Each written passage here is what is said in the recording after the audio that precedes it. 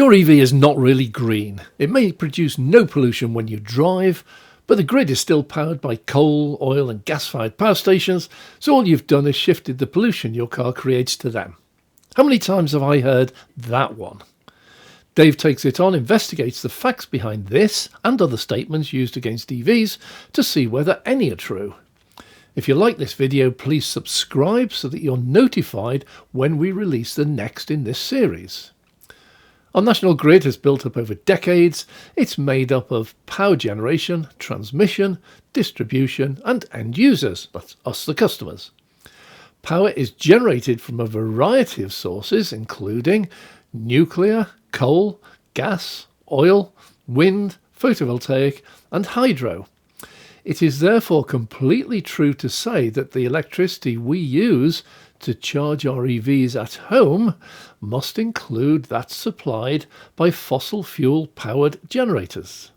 However, that's the electricity supplied to your home.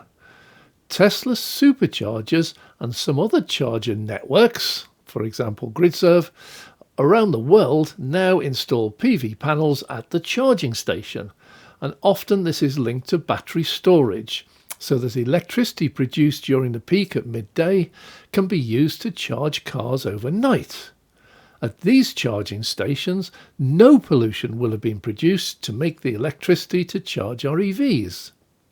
However, the majority do charge at home. So what about these green tariffs? My supplier EDF advertises 100% zero carbon nuclear electricity, while others state 100% wind power or 100% PV generated. Are these true? Unfortunately not. That's a bit like a swimming pool marking out a P-free area. It's all mixed in together, so nobody can actually guarantee to receive one particular type. Their claim is a total fudge, but totally legal. What the utility companies and generators have done is to say that they do produce clean green energy, which they do, but then they supply far more than they can generate from these green sources. And that balance is drawn from polluting sources. But the law allows them to claim green energy if they put in place carbon offsetting measures.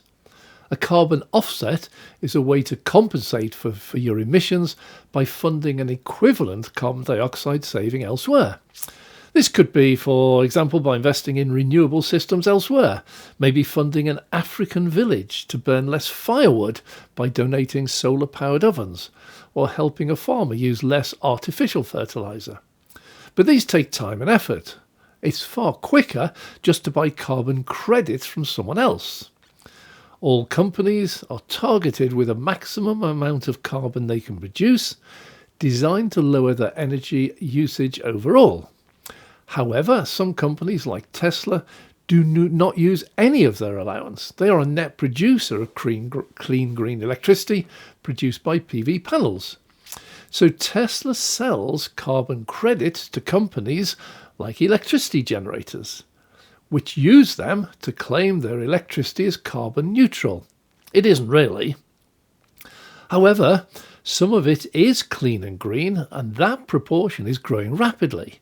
In 2020, 43% of the UK total electricity was produced from renewable resources. With a target of net carbon neutral by 2050, we are already well over 50% clean and green in 2023. It took 50 years to produce its trillionth kilowatt hour of renewable sourced electricity. It is projected to take only 5 years to reach the next trillionth. The conclusion is that more than half the electricity we now use to charge an EV at home is already fully renewable, and many public chargers are already 100%.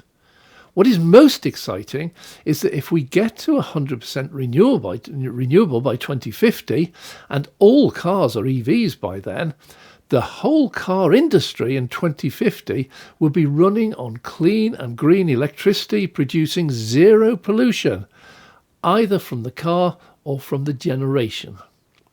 If we stick with fossil fuel-based cars, then the production of those fuels and the burning of them in our cars means that in 2050 we will still be pumping out lethal, health-threatening fumes and contributing to global warming, no matter what technical advances have been made in the meantime.